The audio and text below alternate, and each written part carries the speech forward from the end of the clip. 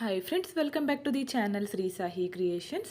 ಈ ಥರ ಸಿಲ್ಕ್ ಥ್ರೆಡನ್ನು ಬಳಸಿ ಕ್ರೋಶಾ ವರ್ಕಿಂದ ರಾಖಿಗಳನ್ನು ನಾವೇ ಮನೆಯಲ್ಲೇ ತಯಾರು ಮಾಡ್ಕೋಬೋದು. ಆ ಥರ ತೋರಿಸ್ಕೊಡ್ತಾ ಇದ್ದೀನಿ. ವಿಡಿಯೋನ ಸ್ಕಿಪ್ ಮಾಡದೆ ನೋಡಿ. ಈ ಥರ ರಿಂಗ್ ಬೀಡ್ ಬೇಕಾಗುತ್ತೆ ಆ ರಾಖಿಗಳನ್ನು ಮಾಡಲಿಕ್ಕೆ. ಹಾಗೆ ಕ್ರೋಶಾ ನೀಡಲ್ ಬಂದು 0.75 mm ಈ ನೀಡಲ್ನ ಯೂಸ್ ಮಾಡ್ತಿದ್ದೀನಿ. ಆಲ್ರೆಡಿ ನಾನು ಲಾಸ್ಟ್ ವಿಡಿಯೋಗಳಲ್ಲಿ ಒಂದು 2-3 ರಾಖಿಗಳನ್ನು ತೋರಿಸಿದ್ದೀನಿ. ಇದು ತುಂಬ ಡಿಫ್ರೆಂಟ್ ಆಗಿದೆ. ಸ್ಕಿಪ್ ಮಾಡದೆ ನೋಡಿದರೆ ನಿಮಗೆ ಗೊತ್ತಾಗುತ್ತೆ. 6 ಎಳೆ ದಾರನ ರೆಡಿ ಮಾಡ್ಕೊಂಡಿದ್ದೀನಿ ಸಿಲ್ಕ್ ಥ್ರೆಡ್ಡು. ಮೊದಲು ಈ ಥರ ರಿಂಗ್ ಬೀಡ್ ಒಳಗಡೆ ಈ ಥರ ದಾರನ ಹಾಕಿ ಒಂದು 2 ಗಂಟನ್ನು ಹಾಕ್ಕೋಬೇಕು. ಓಕೆ, 2 ನಾಟ್ ಮಾಡ್ಕೊಳ್ಳಿ. ಈ ಥರ ರಿಂಗ್ ಬೀಡ್ಗೆ ಗಂಟನ್ನು ಹಾಕಬೇಕು.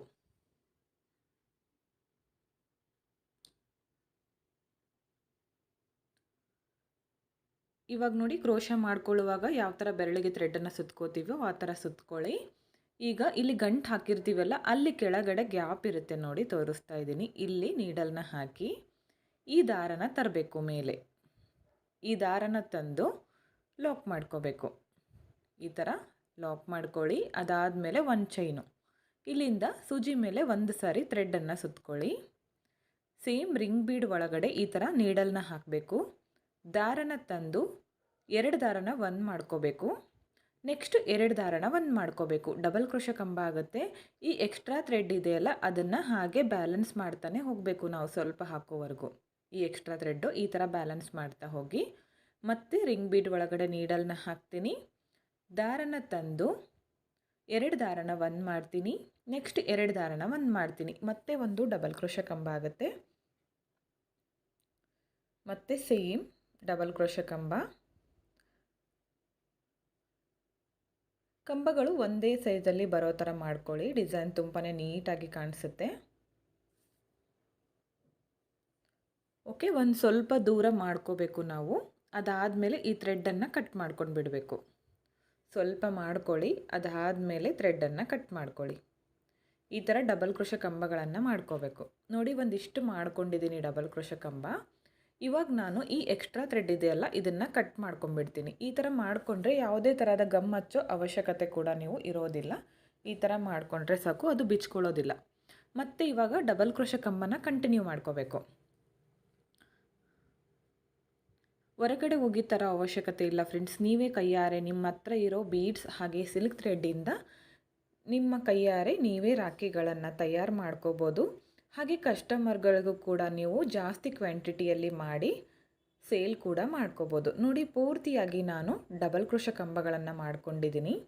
ಲಾಸ್ಟಲ್ಲಿ ನೋಡಿ, ಫಸ್ಟಲ್ಲಿ ನಾನು 2 ಚೈನ್ ಹಾಕ್ಕೊಂಡಿದ್ನಲ್ಲ, ಅಲ್ಲಿ ಲಾಕನ್ನು ಮಾಡ್ತೀನಿ. ಅಲ್ಲಿ ಗ್ಯಾಪ್ ಇರುತ್ತೆ, ಅಲ್ಲಿ ಲಾಕ್ನ ಮಾಡ್ಕೋತೀನಿ. ಈ ಥರ ಸ್ಟಾರ್ಟಿಂಗಲ್ಲಿ 2 ಚೈನ್ ಇರುತ್ತಲ್ಲ, ನಿಧಾನಕ್ಕೆ ಮಾಡ್ಕೊಳ್ಳಿ. ಜಾಸ್ತಿ ಟೈಟಾಗಿ ಕೂಡ ಇಟ್ಕೊಳ್ಳೋಕೆ ಹೋಗಬೇಡಿ, ರಿಂಗ್ ಬೀಡ್ ಒಡೆದೋಗುತ್ತೆ. ಮತ್ತೆ ಇವಾಗ ಉಲ್ಟಾ ಮಾಡ್ಕೋತೀನಿ. ಈ ಥರ ಬ್ಯಾಕ್ ಸೈಡ್ಗೆ ಟರ್ನ್ ಮಾಡ್ಕೋತೀನಿ. ಇಲ್ಲಿಂದ ಈ ಥ್ರೆಡ್ಡನ್ನು ಮೇಲ್ ಮಾಡಿಕೊಂಡು ಈ ಥರ ಬೀಡ್ಸ್ಗಳನ್ನು ತೊಗೋತೀನಿ. ಸೀರೆ ಕುಚ್ಚಿಗೆ ಹಾಕ್ತೀವಲ್ಲ, ಈ ಥರ ಚಿಕ್ಕ ಚಿಕ್ಕ ಬೀಡ್ಸು, ಆ ಬೀಡ್ಸ್ ತೊಗೊಂಡಿದ್ದೀನಿ. ಪಕ್ಕದಲ್ಲೇ ಈ ಥರ ಲಾಕ್ ಮಾಡ್ಕೋತೀನಿ. ಈ ಆರ್ಚ್ಗಳ ಮೇಲೆ ಹೋಲ್ ಬಂದಿರುತ್ತೆ, ಅಂದರೆ ಈಗ ಕಂಬ ಮಾಡ್ಕೊಂಡಿರ್ತೀವಲ್ಲ ಅದ್ರ ಮೇಲೆ ಹೋಲ್ ಬಂದಿರುತ್ತೆ. ಆ ಹೋಲ್ ಒಳಗಡೆ ಬೀಡ್ ಹಾಕಿ ಲಾಕ್ ಮಾಡ್ಕೋತೀನಿ. ಈಗ ಬೀಡ್ ಹಾಕ್ದೇ ಹಾಗೆ ಒಂದು ಲಾಕ್ ಅಥವಾ ಸಿಂಗಲ್ ಕ್ರೋಶಾ, ಎರಡು ಒಂದೇ. ಒಂದು ಬೀಡ್ ಹಾಕಿ ಲಾಕ್ ಮಾಡ್ಕೋಬೇಕು, ಇನ್ನೊಂದು ಬೀಡ್ ಹಾಕ್ದೇ ಲಾಕ್ ಮಾಡಬೇಕು. ಈಗ ಥ್ರೆಡ್ಡನ್ನು ಮೇಲ್ ಮಾಡಿಕೊಂಡು ಮತ್ತೆ ಈ ಬೀಡನ್ನು ನಾನು ಆ್ಯಡ್ ಮಾಡ್ಕೋತಿದ್ದೀನಿ. ನೋಡಿ, ಬೀಡ್ ಹಾಕಿ ಲಾಕ್ ಮಾಡ್ಕೊಳ್ಳಿ. ಈಗ ಬೀಡ್ ಹಾಕ್ದೇ ಲಾಕ್ ಮಾಡ್ಕೊಳ್ಳಿ. ಪ್ರತಿಯೊಂದು ಹೋಲ್ಗೂ ಕೂಡ ನಾವು ಒಂದು ಹಾಗೆ ಸಿಂಗಲ್ ಕ್ರೋಶಾ ಮಾಡ್ಕೋಬೇಕು. ಒಂದು ಬೀಡ್ ಹಾಕಿ ಸಿಂಗಲ್ ಕ್ರೋಶಾ ಅಥವಾ ಲಾಕ್.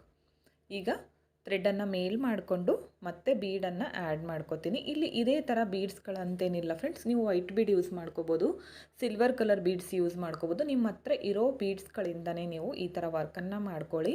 ಹಾಗೆ ಏನಾದರೂ ಚೇಂಜಸ್ ಬೇಕಂದ್ರೂ ಕೂಡ ನೀವು ಮಾಡ್ಕೋಬೋದು. ನೀವು ಜಾಸ್ತಿ ಕ್ವಾಂಟಿಟಿಯಲ್ಲಿ ಮಾಡಿ ಹಾಗೆ ಕಲರ್ಗಳನ್ನು ಚೇಂಜ್ ಅಂದರೆ ಡಿಫ್ರೆಂಟ್ ಕಲರ್ನಲ್ಲಿ ನೀವು ಈ ಥರ ರೆಡಿ ಮಾಡಿ ಇಟ್ಕೊಂಡ್ರೆ ಯಾರಾದರೂ ಕೇಳಿದ್ರೆ ನೀವು ಸೇಲ್ ಕೂಡ ಮಾಡ್ಕೋಬೋದು. ತುಂಬಾ ಚೆನ್ನಾಗಿರುತ್ತೆ ಫ್ರೆಂಡ್ಸ್. ಮನೆಯಲ್ಲೇ ಕುಳಿತು ನಾವು ಅರ್ನಿಂಗ್ ಮಾಡ್ಕೋಬೋದು. ಹೇಗೂ ಈಗ ಶ್ರಾವಣ ಕೂಡ ಬಂತು. ರಾಖಿಗಳನ್ನು ನೀವು ಈ ಟೈಮಲ್ಲಿ ಸೇಲ್ ಮಾಡಿದರೆ ಚೆನ್ನಾಗಿರುತ್ತೆ ಅಂತ ನಾನು ಈ ಥರ ವಿಡಿಯೋಗಳನ್ನು ಹಾಕ್ತಾಯಿದ್ದೀನಿ. ವಿಡಿಯೋನ ಸ್ಕಿಪ್ ಮಾಡದೆ ನೋಡ್ತಾ ಇರಿ. ಇದೇ ಥರ ಪೂರ್ತಿಯಾಗಿ ಮಾಡ್ಕೋತೀನಿ. ನೋಡಿ ಕಂಪ್ಲೀಟ್ ಆಗಿದೆ. ಈಗ ಬೀಡ್ ಹಾಕಿದ ಮೇಲೆ ಹಾಗೆ ಒಂದು ಲಾಸ್ಟಲ್ಲಿ ನಾನು ಒಂದು ಸಿಂಗಲ್ ಕ್ರೋಶನ ಮಾಡ್ಕೋತೀನಿ. ಬೀಡ್ಸನ್ನು ಉಲ್ಟಾ ಸೈಡಿಂದ ಹಾಕ್ಕೊಂಡಿದ್ನಲ್ಲ ನಾನು, ಈಗ ಸೀದಾ ಕಡೆ ತಿರುಗಿಸ್ಕೋತೀನಿ. 3 ಚೈನ್ ಹಾಕ್ಕೊತೀನಿ. 3 ಚೈನ್ ಹಾಕಿ ರಿಂಗ್ ಬೀಡನ್ನು ಸೀದಾ ಕಡೆಗೆ ಟರ್ನ್ ಮಾಡ್ಕೋತೀನಿ. ನೋಡಿ ಈ ಥರ ಎರಡು ಕಡೆ ಆಲ್ಮೋಸ್ಟ್ ಸೇಮಾಗೆ ಕಾಣಿಸುತ್ತೆ. ಈಗ ಒಂದು ಸಿಂಗಲ್ ಕ್ರೋಶ ಮಾಡ್ಕೊಂಡಿರ್ತೀವಲ್ಲ, ಅಂದರೆ ಒಂದು ಬೀಡ್ ಹಾಕಿ ಲಾಕು, ಒಂದು ಬೀಡ್ ಹಾಕ್ದೇ ಲಾಕ್ ಇರುತ್ತಲ್ಲ, ಅಲ್ಲಿ ನಾನು ಲಾಕನ್ನು ಮಾಡ್ತೀನಿ. ಬೀಡ್ ಪಕ್ಕ ಒಂದು ಸಿಂಗಲ್ ಕ್ರೋಶ ಇರುತ್ತೆ, ಅಲ್ಲಿ ನಾನು ಲಾಕ್ನ ಮಾಡ್ತಾ ಹೋಗ್ತೀನಿ. ಈ ಥರ ನೋಡಿ ತುಂಬಾ ಚೆನ್ನಾಗಿ ಬರುತ್ತೆ. 3 ಚೈನ್ ಹಾಕ್ಕೋತೀನಿ. ಬೀಡ್ ಪಕ್ಕ ಸಿಂಗಲ್ ಕ್ರೋಶ ಇದೆಯಲ್ಲ, ಅದ್ರ ಮೇಲೆ ನಾನು ಲಾಕನ್ನು ಮಾಡ್ತೀನಿ. ಈ ಥರ 3 ಚೈನ್ ಹಾಕಬೇಕು. 3 ಚೈನ್ ಹಾಕಿ ಸಿಂಗಲ್ ಕ್ರೋಶನ ಮಾಡ್ಕೋಬೇಕು. ಬೀಡ್ ಪಕ್ಕ ಸಿಂಗಲ್ ಕ್ರೋಶ ಮೇಲೆ ಸಿಂಗಲ್ ಕ್ರೋಶ ಈ ಥರ, ಅಥವಾ ಲಾಕ್ ಎರಡು ಒಂದೇ. ಇಲ್ಲಿಂದ ಮತ್ತೆ 3 ಚೈನ್ ಹಾಕ್ಕೋತೀನಿ. ತುಂಬಾ ಡಿಸೈನ್ ಕೂಡ ಅಗಲವಾಗಿ ಬರುತ್ತೆ, ತುಂಬಾ ನೀಟಾಗಿ ಬರುತ್ತೆ, ಹಾಗೆ ತುಂಬಾ ಈಸಿಯಾಗಿ ಮಾಡ್ಕೊಳ್ಳುವಂತಹ ಡಿಸೈನ್ ಇದು. ನೀವು ಒಮ್ಮೆ ಟ್ರೈ ಮಾಡಿ. ಈ ಥರ 3 ಚೈನ್ ಹಾಕ್ಕೊಂಡು ಲಾಕ್ ಮಾಡ್ತಾ ಹೋಗಿ. ಪೂರ್ತಿಯಾಗಿ ಇದೇ ಥರ ರಿಂಗ್ ಬೀಡ್ ಕಂಪ್ಲೀಟ್ ಆಗೋವರೆಗೂ, ಎಷ್ಟು ಬೀಡ್ ಇದೆಯಲ್ಲ ಆ ಬೀಡ್ ಕಂಪ್ಲೀಟ್ ಆಗೋವರೆಗೂ ನಾವು ಇದೇ ಥರ ಮಾಡ್ಕೋಬೇಕು.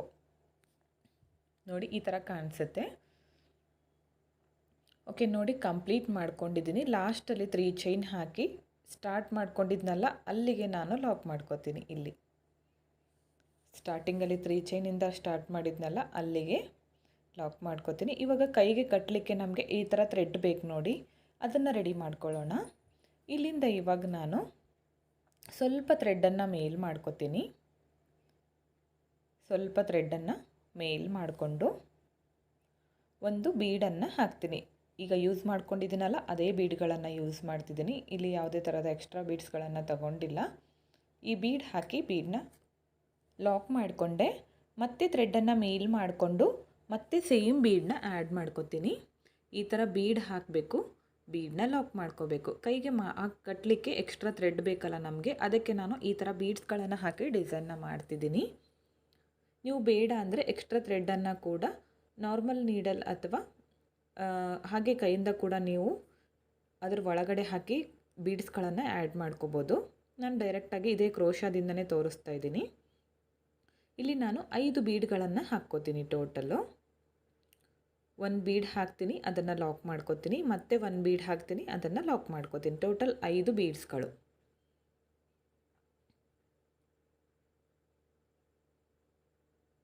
ಬೀಡ್ ಹಾಕಿ ಬೀಡನ್ನ ಲಾಕ್ ಮಾಡ್ತೀನಿ. ಇಲ್ಲಿಂದ ಇವಾಗ 5 ಬೀಡ್ ಆದಮೇಲೆ ಹಾಗೆ ಚೈನ್ಗಳನ್ನು ಹಾಕ್ಕೋತೀನಿ ನಾನು. ನಾರ್ಮಲ್ ಚೈನು ಸೀರೆಗೆ ಹಾಕ್ತೀವಲ್ಲ ಆ ಥರ, ಈ ಥರ ಚೈನ್ಗಳನ್ನು ನಿಮಗೆ ಎಷ್ಟು ಉದ್ದ ಬೇಕೋ ಕಟ್ಟಲಿಕ್ಕೆ ಗೊತ್ತಾಗುತ್ತಲ್ಲ, ಅಂದಾಜು ಮೇಲೆ ನೀವು ಅಷ್ಟು ಚೈನ್ಗಳನ್ನು ಹಾಕಿ ಅಲ್ಲಿಗೆ ಎಂಡ್ ಮಾಡ್ಕೊಳ್ಳಿ. ಒಂದು ಸೈಡ್ ಇದು ಈ ಥರ ಚೈನ್ಗಳನ್ನು ಹಾಕಿ ನೋಡಿ, ನಾನೊಂದಿಷ್ಟು ಉದ್ದ ಮಾಡ್ಕೊಂಡಿದ್ದೀನಿ. ಇಷ್ಟುದ್ದ ಬಂದಿದೆ. ಈಗ ಥ್ರೆಡ್ಡನ್ನು ಕಟ್ ಮಾಡ್ಕೋತೀನಿ. ಈ ಥ್ರೆಡ್ಡನ್ನು ಈ ಥರ ಮೇಲ್ಗಡೆ ಟೈಟಾಗಿ ಎಳ್ಕೊಂಬಿಡಿ, ಅದು ಬಿಚ್ಕೊಳ್ಳೋದಿಲ್ಲ.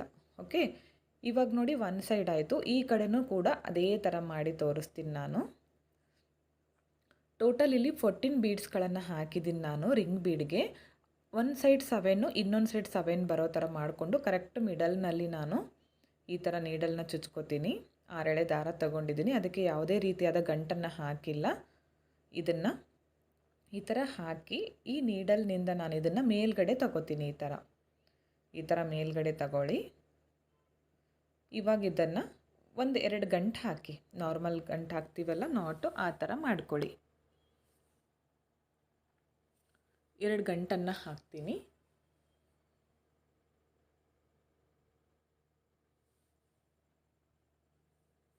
ಇವಾಗ ಸ್ವಲ್ಪ ಎಕ್ಸ್ಟ್ರಾ ಥ್ರೆಡ್ಡನ್ನು ಕಟ್ ಮಾಡಿಕೊಂಡು ಸ್ವಲ್ಪ ಬಿಟ್ಕೋತೀನಿ. ಅದನ್ನು ಲಾಸ್ಟಲ್ಲಿ ಗಮ್ ಹಚ್ಚಿ ಅಟ್ಯಾಚ್ ಮಾಡಿಕೊಂಡ್ರೆ ಆಯಿತು. ಇವಾಗ ಸೇಮ್ ಪ್ಲೇಸ್ಗೆ ಈ ಥರ ನೀಡಲ್ನ ಹಾಕಿ ಈ ದಾರನ ತಂದು ಲಾಕ್ ಮಾಡ್ಕೋತೀನಿ. ಲಾಕ್ ಮಾಡ್ಕೊಳ್ಳಿ. ಇಲ್ಲಿಂದ ಥ್ರೆಡ್ಡನ್ನು ಮೇಲ್ ಮಾಡಿಕೊಂಡು ಬೀಡ್ಗಳನ್ನು ಆ್ಯಡ್ ಮಾಡ್ಕೋಬೇಕು. 2 ಬೀಡ್ ತೊಗೊಂಡಿದ್ದೀನಿ, ಒಂದನ್ನು ಮಾತ್ರ ಆ್ಯಡ್ ಮಾಡ್ತೀನಿ. ಬೀಡ್ ಹಾಕಿ ಬೀಡ್ ಲಾಕ್, ಮತ್ತೆ ಥ್ರೆಡ್ನ ಮೇಲ್ ಮಾಡಿಕೊಂಡು ಮತ್ತೆ ಇನ್ನೊಂದು ಬೀಡ್ ಹಾಕ್ತೀನಿ, ಅದನ್ನು ಕೂಡ ಲಾಕ್ ಮಾಡ್ಕೋತೀನಿ. ಇಲ್ಲಿ 5 ಬೀಡ್ಸ್ ಹಾಕಿದ್ದೀನಲ್ಲ, ಇಲ್ಲೂ ಕೂಡ 5 ಬೀಡ್ಸ್ಗಳನ್ನು ಹಾಕ್ತೀನಿ. ನೋಡಿ 5 ಬೀಡ್ಸ್ಗಳು ಹಾಕಿದ್ದೀನಿ. ಅದಾದಮೇಲೆ ಚೈನ್ಗಳನ್ನು ಹಾಕ್ತಾ ಹೋಗಬೇಕು. ಒಂದು ಸೈಡ್ ಮಾಡಿದ್ದೀನಲ್ಲ, ಇಲ್ಲೂ ಕೂಡ ಸೇಮ್ ಅದೇ ಥರ ಚೈನ್ಗಳನ್ನು ಹಾಕ್ತೀನಿ. ಇಲ್ಲಿ ಎಷ್ಟು ಹಾಕಿದ್ದೀನೋ ಅಷ್ಟೇ, ಕೌಂಟಿಂಗ್ ಏನು ಬೇಡ, ಅಂದಾಜು ಮೇಲೆ ಮಾಡಿಕೊಂಡ್ರೆ ಸಾಕು. ಈಗ ಸ್ವಲ್ಪ ಥ್ರೆಡ್ ಬಿಟ್ಟು ಕಟ್ ಮಾಡ್ಕೊತೀನಿ. ಆ ಥ್ರೆಡ್ಡನ್ನು ಈ ಥರ ಟೈಟಾಗಿ ಎಳ್ಕೊಳ್ಳಿ, ಅದು ಬಿಚ್ಕೊಳ್ಳೋದಿಲ್ಲ. ಓಕೆ, ನೋಡಿ ಈ ಥರ ಕಾಣಿಸ್ತಾ ಇದೆ. ತುಂಬಾ ಚೆನ್ನಾಗಿ ಬಂದಿದೆ. ಇಷ್ಟೇ ಅಂದರೆ ಫಿನಿಶಿಂಗ್ ನೀಟಾಗಿ ಕಾಣಿಸೋದಿಲ್ಲ. ಇದಕ್ಕಿನ್ನೂ ಏನಾದರೂ ಆ್ಯಡ್ ಮಾಡ್ಕೊಳ್ಳೋಣ. ಈ ಥರ ಒಂದು ಪರ್ಲ್ ಬೀಡನ್ನು ನಾನು ಆ್ಯಡ್ ಮಾಡ್ಕೋತೀನಿ. ಹಾಗೆ ಇದಕ್ಕೆ ಸ್ಟೋನ್ ಲೇಸ್ ಕೂಡ ಹಚ್ಕೋಬೋದು. ಇದು ಬೇಕಿದ್ದರೆ ಹಚ್ಕೊಳ್ಳಿ, ಬೇಡ ಅಂದರೆ ಸ್ಕಿಪ್ ಮಾಡ್ಕೊಳ್ಳಿ. ಗ್ರ್ಯಾಂಡ್ ಲುಕ್ ಬರುತ್ತೆ ಫ್ರೆಂಡ್ಸ್. ಈ ಥರ ಗಮ್ ಹಚ್ಚಿ ನಾನು ಅಟ್ಯಾಚ್ ಮಾಡಿ ತೋರಿಸ್ತೀನಿ ಫೈನಲ್ ಲುಕ್ ಯಾವ ಥರ ಬಂದಿದೆ ಅಂತ. ಓಕೆ ಫ್ರೆಂಡ್ಸ್, ನೋಡಿ ಕಂಪ್ಲೀಟ್ ಆಗಿದೆ ಈ ಡಿಸೈನ್ ಪೂರ್ತಿ. ರಾಖಿ ತುಂಬಾ ನೀಟಾಗಿ ಬಂದಿದೆ. ಸ್ವಲ್ಪ ಗಮ್ ಇನ್ನೂ ಒಣಗಬೇಕದು. ಈ ಥರ ಒಂದು A4 ಸೈಜ್ ಶೀಟ್ ತೊಗೊಂಡಿದ್ದೀನಿ, ವೈಟ್ ಕಲರ್ದು. ಯಾವುದಾದ್ರೂ ರೆಡ್ ಅಥವಾ ಬೋರ್ಡ್ ಈ ಥರ ಪ್ಲೇನ್ ಆಗಿರೋದು ತೊಗೊಳ್ಳಿ. ಈ ಥರ ಒಂದು ಫೋಲ್ಡ್ ಮಾಡ್ಕೋತೀನಿ. ಒಂದು 2 ಟೈಮ್ಸ್ ಈ ಥರ ಫೋಲ್ಡ್ ಮಾಡಿಕೊಂಡು ಮಿಡಲ್ನಲ್ಲಿ ಸ್ವಲ್ಪ ಕಟ್ ಮಾಡ್ಕೋತೀನಿ. ಇದು ಯಾಕಂದರೆ ಅದು ರಾಖಿ ಸ್ವಲ್ಪ ಮುದ್ದೆಯಾಗಿ ಕಾಣಿಸುತ್ತಲ್ಲ, ಅದನ್ನು ನಾವು ನೀಟಾಗಿ ಅಡ್ಜಸ್ಟ್ ಮಾಡಿಟ್ರೆ ತುಂಬಾ ಚೆನ್ನಾಗಿರುತ್ತೆ. ಹಾಗಾಗಿ ಇದಕ್ಕೆ ನಾನು ಯಾವ ಥರ ಹಾಕಬೇಕಂತ ತೋರಿಸ್ತೀನಿ ನೋಡಿ. ಈ ಥರ ಇಟ್ಟು ಅಲ್ಲಿ ಕಟ್ ಮಾಡ್ಕೊಂಡಿದ್ದೀನಲ್ಲ, ಅದ್ರ ಒಳಗಡೆ ಈ ಥ್ರೆಡ್ಡನ್ನು ಈ ಥರ ಹಾಕಿಬಿಡಿ.